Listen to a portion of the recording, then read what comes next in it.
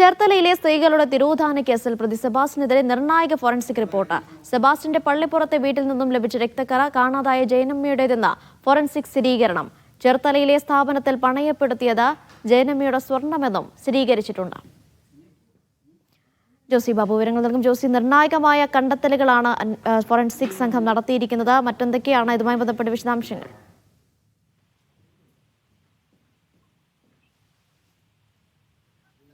ഈ കേസിലെ പ്രതി സെബാസ്റ്റിനെ ജയനമ്മ തിരോധനവുമായി ബന്ധപ്പെടുത്തി ഈ കൊലപാതക കുറ്റം ചുമത്തി നേരത്തെ അറസ്റ്റ് ചെയ്തതാണ്. പക്ഷേ കൊലപാതക കുറ്റം ശാസ്ത്രീയമായി തെളിയിക്കുന്ന തക്ക തെളിവുകൾ അന്വേഷണ സംഘത്തിന് ഇല്ല എന്നുള്ളത് ഒരു വലിയ രീതിയിലുള്ള ചർച്ചയാകുകയും ചെയ്തിരുന്നു.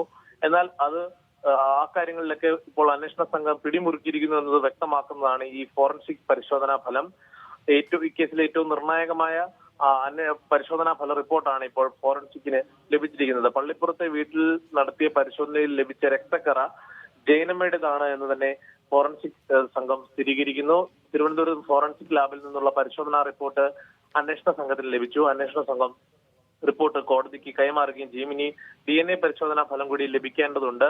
ജയനമ്മയുടെ ബന്ധുക്കളുടെയും അതോടൊപ്പം കാണാതായ മറ്റ് സ്ത്രീകൾ ബിന്ദു പത്മനാഭൻ, ആയിഷ, സിന്ധു എന്നിവരുടെ ബന്ധുക്കളുടെയും DNA പരിശോധനാ ഫലം ശേഖരിച്ച് അയച്ചിട്ടുണ്ട്. ഈ പരിശോധനാ ഫലം വരുമ്പോൾ മാത്രമായിരിക്കും അസ്ഥിയുടെ അവശിഷ്ടങ്ങൾ ആരുടേതെന്നുള്ളതിലേക്ക് കാര്യങ്ങൾ എത്തുകയുള്ളൂ. ഇപ്പോൾ ഈ കൊലപാതക കുറ്റം ബലപ്പെടുത്തുന്ന തരത്തിലുള്ള നിർണായകമായ റിപ്പോർട്ടാണ് അന്വേഷണ സംഘത്തിന് ലഭിച്ചിരിക്കുന്നത്. ഇതുകൂടാതെ സെബാസ്റ്റ്യൻ ചേർത്തലയിലെ സ്വകാര്യ സ്ഥാപനത്തിൽ പണയപ്പെടുത്തുകയും അതോടൊപ്പം മറ്റൊരിടത്ത് വിൽക്കുകയും ചെയ്ത സ്വർണ്ണാഭരണങ്ങളൊക്കെയും ജയനമ്മയുടേതാണ് എന്നുള്ള കാര്യവും സ്ഥിരീകരിച്ചിട്ടുണ്ട്.